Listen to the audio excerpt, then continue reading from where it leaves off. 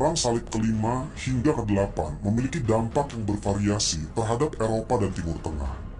Meskipun tujuan utama merebut kembali Yerusalem tidak tercapai, Perang Salib ini terus mempengaruhi hubungan politik, sosial, dan agama di kedua belah pihak.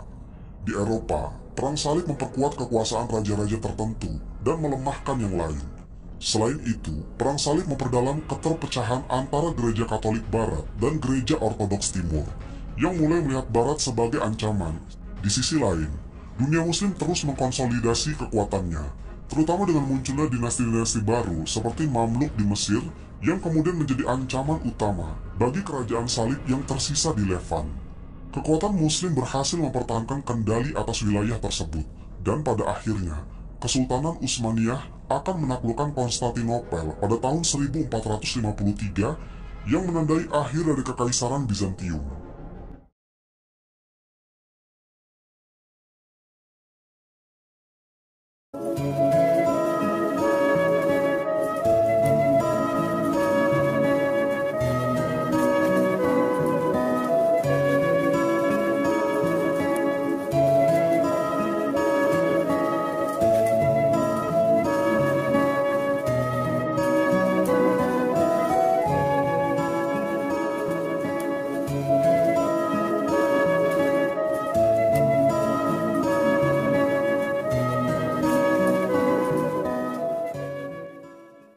Setelah kegagalan Perang Salib kedua, kekuatan Muslim di Timur Tengah mulai mengalami kebangkitan yang luar biasa di bawah kepemimpinan Salahuddin Al-Ayyubi. Salahuddin lahir pada tahun 1137 di Tikrit, Irak, dari keluarga Kurdi yang memiliki hubungan dekat dengan penguasa dinasti Zengid. Di bawah naungan Nur ad-Din, pemimpin Zengid yang kuat, Salahuddin mulai mendapatkan reputasi sebagai jenderal yang berbakat. Salahuddin dikenal tidak hanya karena keahlian dalam strategi militer, tetapi juga karena kebijaksanaannya sebagai pemimpin yang adil dan soleh.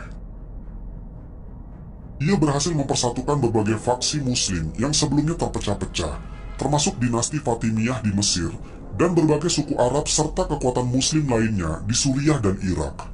Persatuan ini memberinya kekuatan besar untuk melawan kerajaan-kerajaan salib di wilayah Levant. Kebangkitan Salahuddin menandai titik balik dalam perjuangan Muslim untuk merebut kembali Tanah Suci yang pada akhirnya memicu Perang Salib yang ketiga. Salah satu peristiwa paling penting yang menjadi pemicu Perang Salib ketiga adalah Pertempuran Hattin pada tahun 1187. Pertempuran ini terjadi ketika Salahuddin memutuskan untuk menyerang kerajaan Yerusalem, kerajaan Kristen yang didirikan setelah Perang Salib pertama. Tentara Kristen yang dipimpin oleh Raja Guy dari Lusinan melakukan kesalahan besar dengan menyerang tentara Muslim di dataran yang kering dan panas di dekat Tiberias. Salahuddin menggunakan taktik yang cerdik dengan memotong jalur pasokan air tentara salib, membuat mereka kehausan dan kelelahan sebelum pertempuran dimulai. Pertempuran Hattin berakhir dengan kemenangan mutlak bagi Salahuddin. Sebagian besar tentara salib tewas atau ditangkap, dan salib sejati sebagai simbol paling suci bagi umat Kristen berhasil direbut oleh Salahuddin. Kemenangan ini membuka jalan bagi Salahuddin untuk merebut Yerusalem yang jatuh ke tangannya hanya beberapa bulan setelah pertempuran Hattin. Setelah kemenangannya di Hattin, Salahuddin segera melancarkan pengepungan terhadap Yerusalem. Kemudian pada bulan Oktober tahun 1187, kota suci tersebut jatuh ke tangan Salahuddin tanpa perlawanan besar. Meskipun Yerusalem adalah kota yang sangat penting bagi umat Islam, Kristen, dan Yahudi, Salahuddin menunjukkan belas kasih yang luar biasa terhadap penduduknya.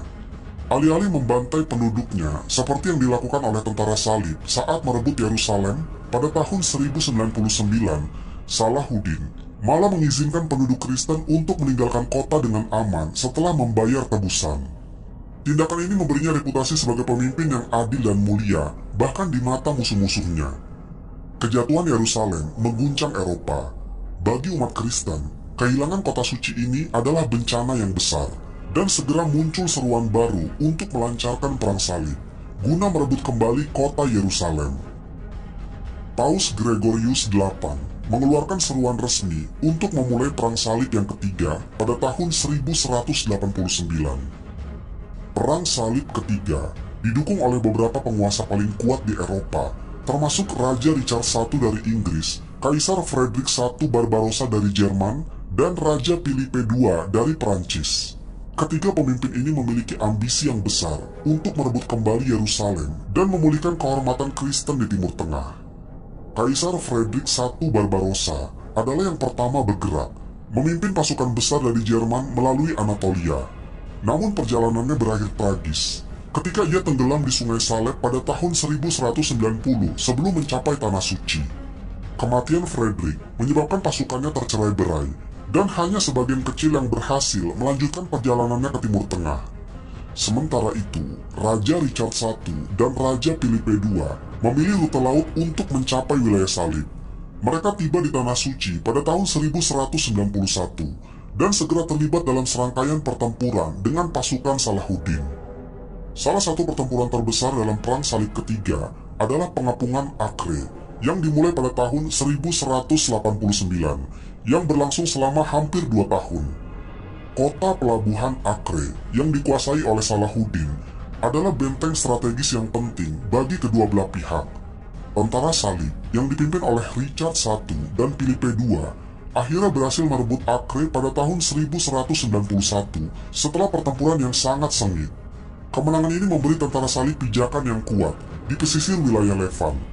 Tetapi mereka masih menghadapi tantangan besar untuk merebut kembali Yerusalem. Setelah kemenangan di Acre, Philippe II kembali ke Perancis, meninggalkan Richard I untuk memimpin kampanye militer melawan Salahuddin. Pada bulan September tahun 1191, Richard I dan pasukannya bergerak dari Acre menuju Jaffa, sebuah kota penting di pesisir yang merupakan gerbang menuju Yerusalem. Dalam perjalanan mereka disergap oleh pasukan Salahuddin di pertempuran Arsuf. Pertempuran ini merupakan salah satu kemenangan besar bagi Richard the Lionheart. Meskipun Salahuddin melancarkan serangan habis-habisan, pasukan Richard berhasil memukul mundur tentara Muslim dan melanjutkan perjalanan mereka ke wilayah Jaffa.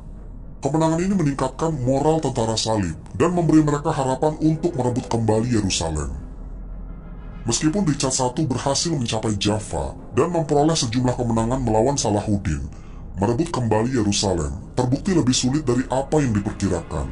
Salahuddin memperkuat pertahanan kota, sementara pasukan Richard mulai kelelahan dan kekurangan pasokan. Kedua pihak akhirnya memutuskan untuk bernegosiasi.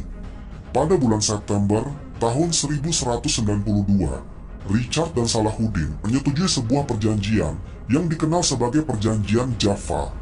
Dalam perjanjian ini, Salahuddin tetap mempertahankan kendali atas Yerusalem, tetapi umat Kristen diizinkan untuk berziarah ke kota suci tersebut tanpa gangguan. Selain itu, kota-kota pesisir seperti Jaffa dan Acre tetap berada di tangan tentara Salib. Meskipun Perang Salib ketiga gagal merebut kembali Yerusalem, perjanjian ini menciptakan stabilitas sementara di wilayah tersebut dan memungkinkan umat Kristen dan Muslim untuk hidup berdampingan dengan lebih damai selama beberapa tahun. Perang Salib ketiga memiliki dampak yang signifikan baik di Eropa maupun di Timur Tengah.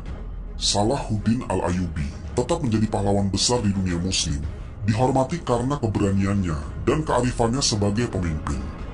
Di sisi lain, Richard the Lionheart menjadi simbol kesatria Kristen yang gagah berani, meskipun ia gagal mencapai tujuan utamanya untuk merebut kembali Yerusalem. Perang ini juga menunjukkan bahwa meskipun ada upaya militer yang besar, merebut dan mempertahankan wilayah di Timur Tengah sangatlah sulit tanpa adanya persatuan di antara kekuatan Kristen. Meskipun Richard berhasil mengamankan beberapa kota penting di pesisir, kerajaan-kerajaan Salib tetap dalam posisi yang rapuh dan terus menghadapi ancaman dari kekuatan Muslim yang lebih besar dan lebih terorganisir. Setelah Perang Salib ketiga berakhir dengan kegagalan untuk merebut kembali Yerusalem, umat Kristen di Eropa mulai merencanakan kampanye baru. Perang Salib keempat tidak didorong hanya oleh dorongan spiritual seperti Perang Salib sebelumnya, tetapi juga oleh berbagai motivasi politik dan ekonomi. Kota-kota dagang Italia, terutama Venesia, memiliki kepentingan besar dalam Perang Salib ini, dan pengaruh mereka akan sangat mempengaruhi jalannya perang ini. Perang Salib keempat dimulai dengan seruan dari Paus Innocentius III pada tahun 1198. Paus berharap agar perang ini bisa memperbaiki kegagalan Perang Salib ketiga dan mengembalikan Yerusalem ke tangan umat Kristen.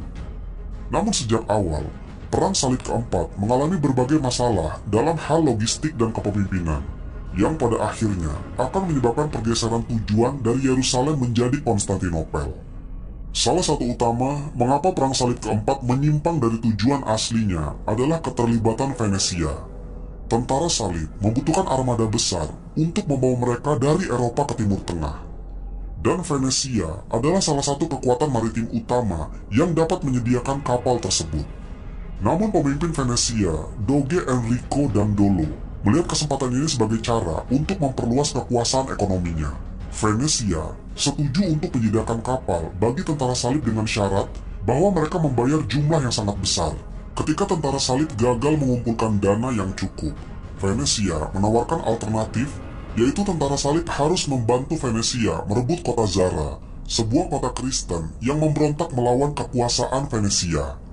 Tentara salib meskipun ragu setuju untuk membantu Venesia, dan pada tahun 1202 mereka mengepung dan merebut kota Zara.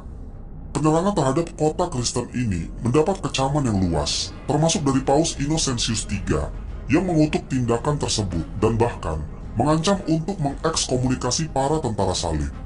Namun perang tetap berlanjut, dan pergeseran moralitas serta tujuan mulai terlihat jelas. Setelah berhasil merebut Zara, tentara salib berada dalam kebingungan tentang langkah berikutnya. Pada saat itu, Pangeran Alexius IV Angelos, putra Kaisar Ishak II Angelos yang terguling dari Kekaisaran Bizantium, mendekati tentara salib dengan tawaran yang menggiurkan. Ia berjanji bahwa jika mereka membantunya merebut kembali tahta di Konstantinopel, ia akan memberikan bantuan finansial yang besar dan mendukung perang mereka untuk merebut Yerusalem. Meskipun tujuan awal Perang Salib keempat adalah Yerusalem, tentara salib melihat tawaran Alexios sebagai cara untuk mendapatkan dana dan dukungan yang mereka butuhkan. Kemudian pada tahun 1203, tentara salib berangkat menuju Konstantinopel, ibu kota Kekaisaran Bizantium, dengan tujuan untuk mengembalikan Alexius IV ke tampuk kekuasaan.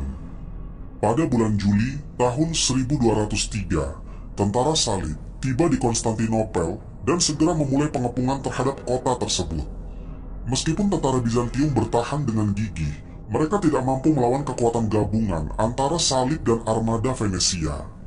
Setelah serangkaian pertempuran, Alexius IV berhasil naik tahta, tetapi pemerintahannya tidak bertahan lama.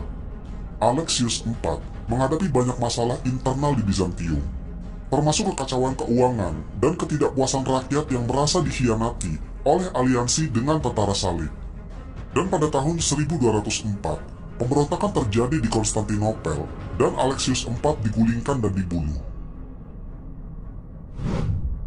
Setelah kejatuhan Alexius IV, tentara salib yang merasa dikhianati oleh Bizantium memutuskan untuk mengambil tindakan yang drastis. Dan pada tahun 1204, mereka menyerbu Konstantinopel dan melakukan penjarahan besar-besaran. Kota yang telah menjadi pusat kekristenan timur selama lebih dari 1000 tahun itu dihancurkan dalam salah satu episode paling brutal dalam sejarah Perang Salib. Tentara salib tidak hanya merampok kekayaan kota, tetapi juga menghancurkan banyak bangunan penting dan membakar bagian besar dari Konstantinopel. Harta karun, relik suci, dan barang-barang seni yang tidak ternilai harganya dijarah dan dibawa ke Eropa Barat, terutama ke Venesia. Penjarahan Konstantinopel meninggalkan luka yang dalam hubungan antara Gereja Katolik Roma dan Gereja Ortodoks Timur. Penjarahan Konstantinopel pada tahun 1204 menandai akhir dari Kekaisaran Bizantium sebagai kekuatan besar di Mediterania Timur. Kekaisaran terpecah menjadi beberapa negara kecil, termasuk Kekaisaran Nisea, Kekaisaran Trebizond, dan Despotat Epirus yang mencoba mempertahankan sisa-sisa Bizantium. Tentara salib mendirikan Kekaisaran Latin di Konstantinopel, tetapi kekaisaran ini hanya bertahan selama beberapa dekade sebelum Bizantium berhasil merebut kembali kota tersebut pada tahun 1261. Namun, Konstantinopel tidak pernah sepenuhnya pulih dari kehancuran yang diakibatkan oleh Perang Salib keempat. Dan ini memperlemah kemampuan Bizantium untuk melawan ancaman baru dari Kesultanan Utsmaniyah, yang akhirnya menaklukkan kota tersebut pada tahun 1453. Penjarahan ini juga memperdalam perpecahan antara gereja Katolik dan gereja Ortodoks. Banyak umat Kristen Ortodoks di timur melihat Perang Salib keempat sebagai pengkhianatan besar dari saudara-saudara mereka di barat. Dan ini menyebabkan ketegangan antara kedua gereja selama berabad-abad. Bahkan sampai hari ini, penjarahan Konstantinopel dianggap sebagai salah satu momen paling kelam dalam sejarah hubungan antara kedua gereja. Perang Salib keempat menandai perubahan besar dalam tujuan dan sifat Perang Salib. Alih-alih berfokus pada pembebasan Yerusalem dan Tanah Suci, perang ini menunjukkan bahwa motivasi ekonomi dan politik seringkali menyalahkan tujuan spiritual. Selain itu, kekuatan perdagangan seperti Venesia menggunakan Perang Salib sebagai sarana untuk memperluas kekuasaan mereka di wilayah Mediterania. Keputusan untuk menyerang Konstantinopel yang seharusnya menjadi sekutu Kristen menggarisbawahi bagaimana Perang Salib telah menjadi sarana bagi negara-negara Eropa untuk mengejar kepentingan pribadi mereka. Perang Salib keempat juga membuka mata banyak orang di Eropa tentang kesulitan mempertahankan kerajaan-kerajaan salib yang berada di Timur Tengah. Meskipun para pemimpin gereja tetap mendorong kampanye militer untuk merebut kembali Yerusalem, banyak orang mulai mempertanyakan efektivitas Perang Salib sebagai alat untuk mempertahankan kekuasaan Kristen di Timur Tengah. Setelah kegagalan Perang Salib keempat dan penjarahan Konstantinopel, Eropa Barat tetap terdorong untuk melanjutkan upaya merebut kembali Yerusalem. Meskipun berbagai motivasi politik dan ekonomi terus bermain peran, seruan untuk merebut Tanah Suci tetap menggema di kalangan rohaniawan dan bangsawan Eropa. Paus Innocentius III, yang sebelumnya kecewa dengan hasil Perang Salib keempat, sekali lagi berusaha untuk menyatukan umat Kristen untuk melancarkan Perang Salib yang kelima. Ia berharap bahwa dengan fokus yang jelas pada Yerusalem dan Tanah Suci, Eropa dapat memperbaiki kesalahan masa lalu dan memenangkan peperangan ini. Perang Salib yang menyusul setelah Perang Salib keempat akan berlangsung dalam berbagai fase, dari tahun 1213 hingga 1272, mencakup beberapa ekspedisi militer yang kadang-kadang lebih fokus pada tujuan politik di Eropa daripada misi spiritual di Timur Tengah. Perang Salib kelima dimulai pada tahun 1217 dengan tujuan yang sangat ambisius, yaitu merebut kembali Yerusalem melalui serangan dari Mesir, pusat kekuasaan Muslim yang semakin kuat di bawah dinasti Ayyubiyah. Pada saat itu, Mesir dianggap sebagai kunci untuk menguasai seluruh wilayah Timur Tengah. Dan jika tentara salib bisa menguasai Mesir, mereka berharap dapat lebih mudah untuk merebut kota Yerusalem.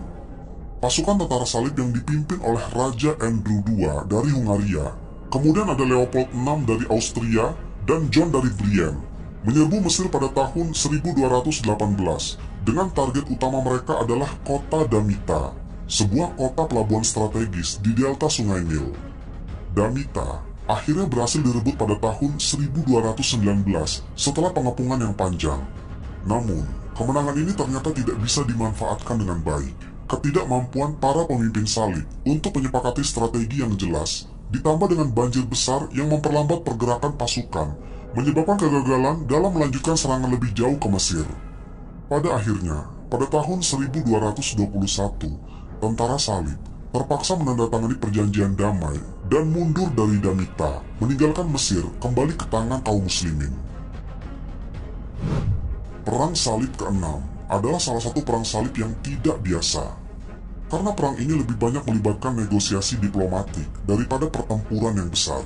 Perang ini dipimpin oleh Kaisar Frederick II dari Kekaisaran Romawi Suci yang memiliki hubungan rumit dengan Paus Gregorius IX. Frederick sebelumnya diekskomunikasi oleh Paus karena penundaan dalam memenuhi janjinya untuk memimpin Perang Salib.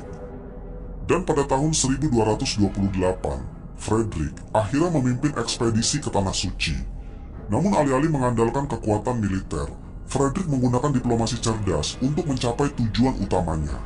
Melalui negosiasi dengan Sultan Al-Kamil dari Mesir, yang sedang menghadapi ancaman internal dan eksternal, Frederick berhasil mendapatkan kontrol atas Yerusalem tanpa melalui peperangan. Melalui perjanjian Jaffa, Yerusalem, Nazaret, dan Bethlehem, diserahkan kepada kekuasaan Kristen pada tahun 1229. Namun meskipun Yerusalem kembali ke tangan Kristen, Frederick tetap diekskomunikasi, dan kesuksesannya tidak diakui oleh banyak pemimpin Kristen. Kekuasaan Kristen di Yerusalem juga tidak bertahan lama, karena kota itu kembali jatuh ke tangan kaum muslimin pada tahun 1244. Perang Salib ke-7 dipimpin Raja Louis IX dari Prancis, salah satu pemimpin Kristen yang paling soleh yang terlibat dalam Perang Salib. Louis IX terkenal karena komitmennya yang kuat terhadap iman dan keyakinannya bahwa Perang Salib adalah misi yang suci. Kemudian pada tahun 1248, ia memulai kampanye untuk merebut kembali Yerusalem dengan menyerang Mesir, seperti yang telah dicoba dalam Perang Salib kelima. Tentara Louis IX berhasil merebut Damita pada tahun 1249, tetapi seperti pada Perang Salib kelima, kesulitan logistik dan taktik menyebabkan kegagalan dalam mencapai kemenangan yang lebih jauh.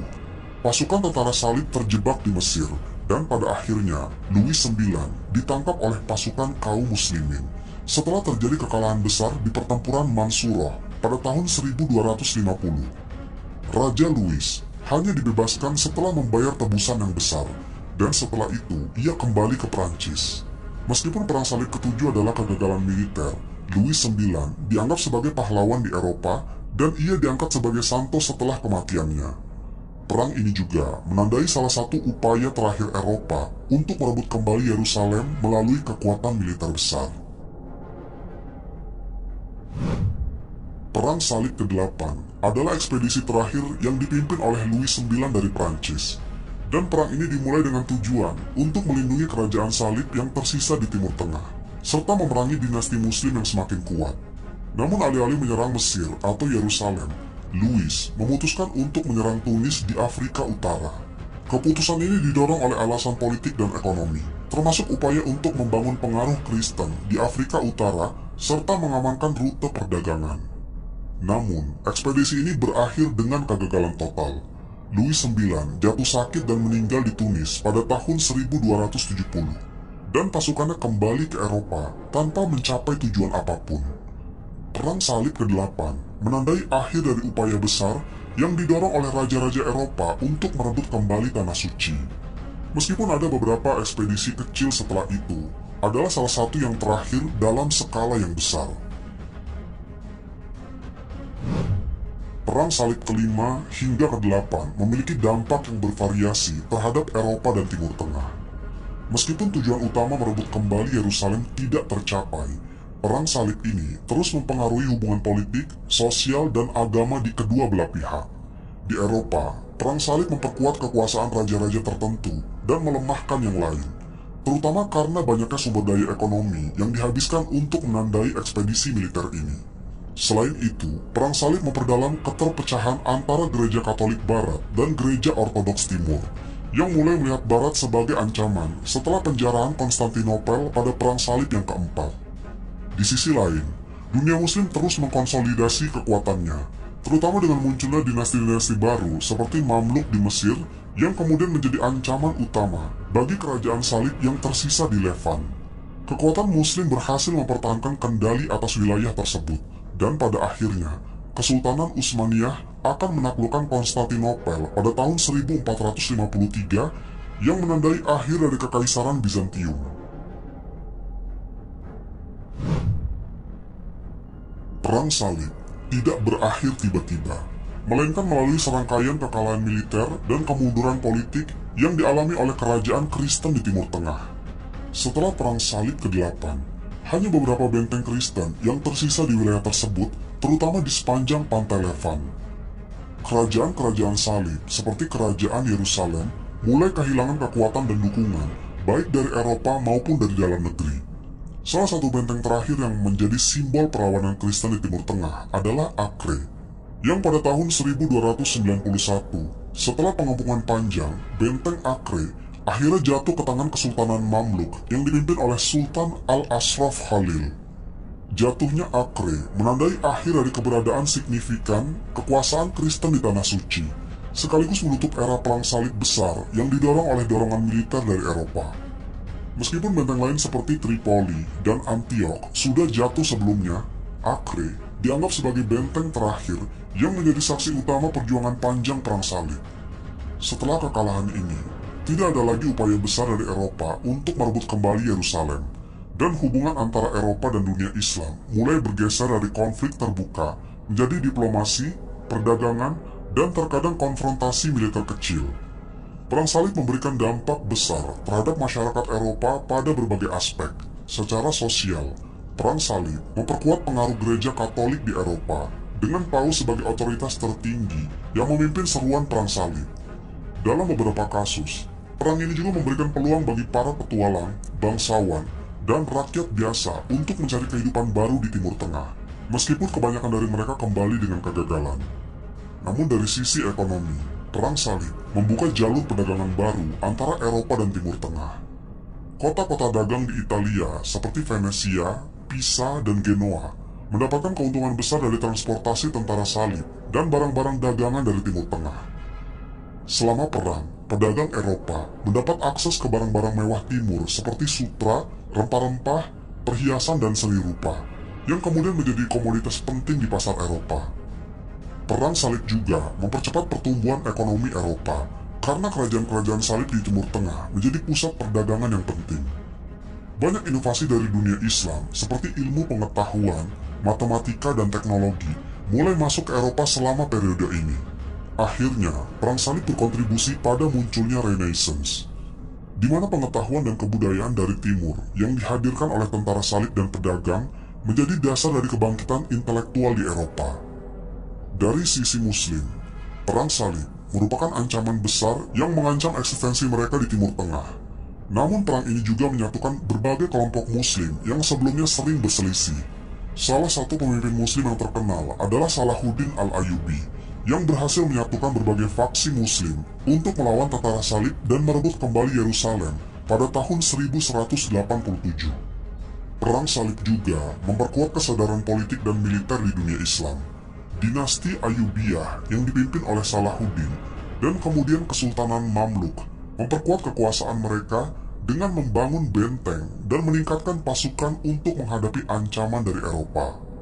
Mesir, khususnya di bawah Kesultanan Mamluk, menjadi pusat kekuatan Muslim di Timur Tengah setelah berhasil mengalahkan berbagai upaya Perang Salib.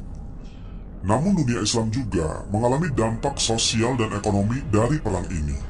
Konflik berkepanjangan dengan Eropa menyebabkan kerusakan besar pada infrastruktur di Timur Tengah, terutama di kota-kota yang menjadi pusat pertempuran seperti Yerusalem, Antioquia, dan Tripoli.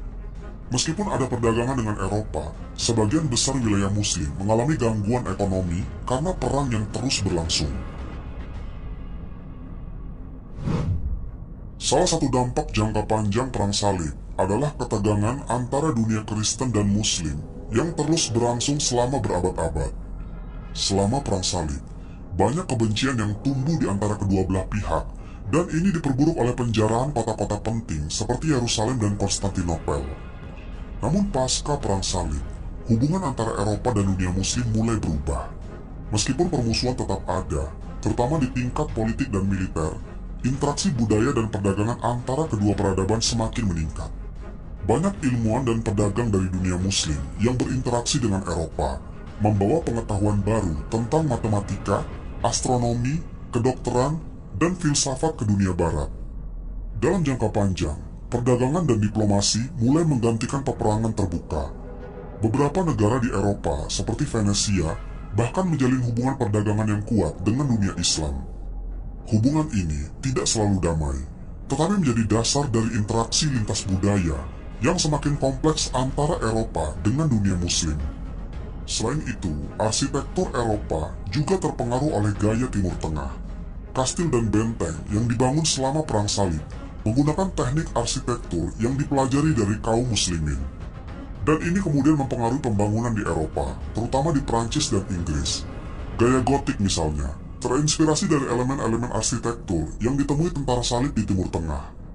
Perang Salib meninggalkan warisan yang kompleks dan bertahan lama dalam sejarah dunia.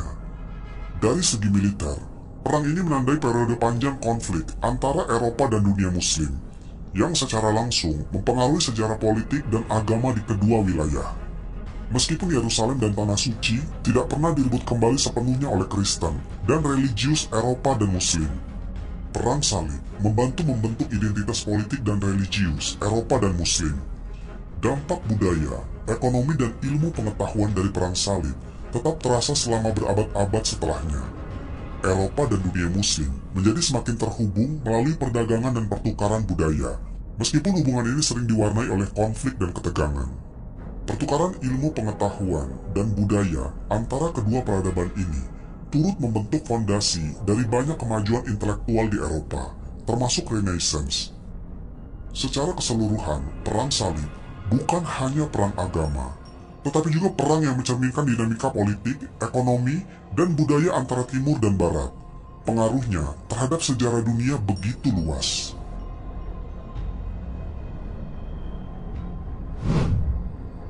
Wallahu a'lam bishawab.